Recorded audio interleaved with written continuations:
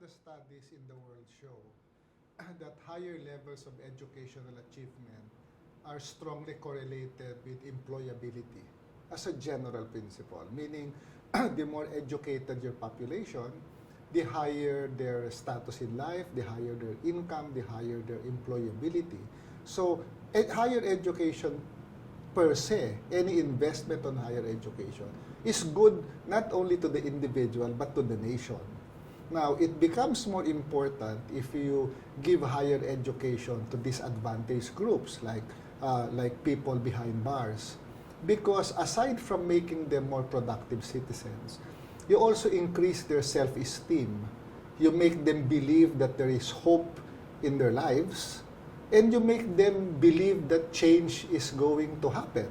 So there is an additional advantage when you give higher education to disadvantaged groups, because there is a social justice component of it, meaning you are helping those who need it the most, and you are helping individuals who definitely will better themselves. So that will mean the lower rates of recidivism, a brighter outlook and hope in their lives, and after they get out of the penal system, they become productive citizens. I think that is what is critical when you talk about education behind bars, because you are targeting a specific group that really needs to be assisted by government.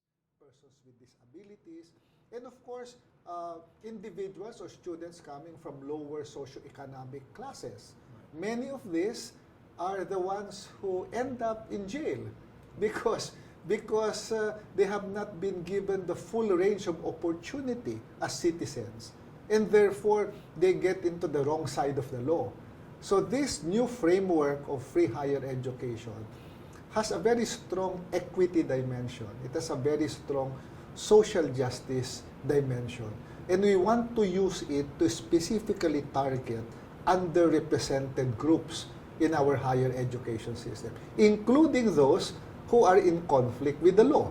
So they are part of this disadvantaged group that historically has been marginalized by our existing educational system. What's surprising is when you're there, you're not inside the prison. That's the feeling that you get. I think that is the defining character of education behind bars, because many of the intervention programs of government happen inside the prison, in a congested atmosphere that is not conducive to learning, and which reminds all the students that they are inside the jail.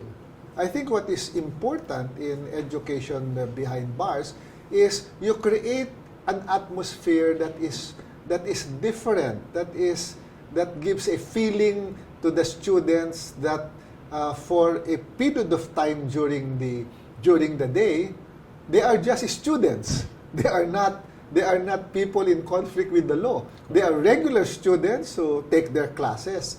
So it gives them, I think, a sense of liberty and a sense of belonging.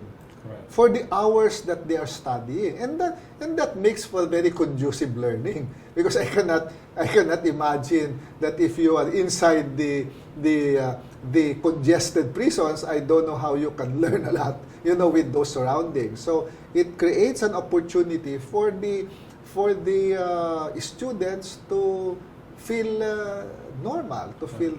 Yeah, if we can find a special pathway for them, so that if they become part of the program, it makes their transition out of jail faster, then I think it can help.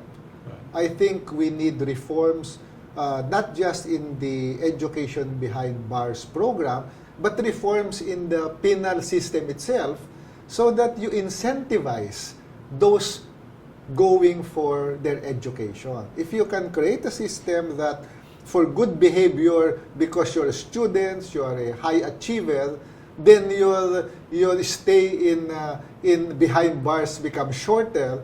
I think that will be a very powerful way to make the students really want to go into education. I think that is a reform that we have to work at with the justice authorities, with the BGMP. I'm happy to be associated with the program. I think it's a privileged to have been part of the opening because, to me, the role of government is to create an enabling environment for Filipinos to find hope and to succeed in life. So anything that allows this, anything that goes in this direction, will be supported by the Commission on Higher Education. And my commitment as head of the Commission is to encourage other universities similarly situated and local governments to look at the experience in Davao and see whether this can be replicated in their own localities. You don't have to go very far to get a template because the template is already here.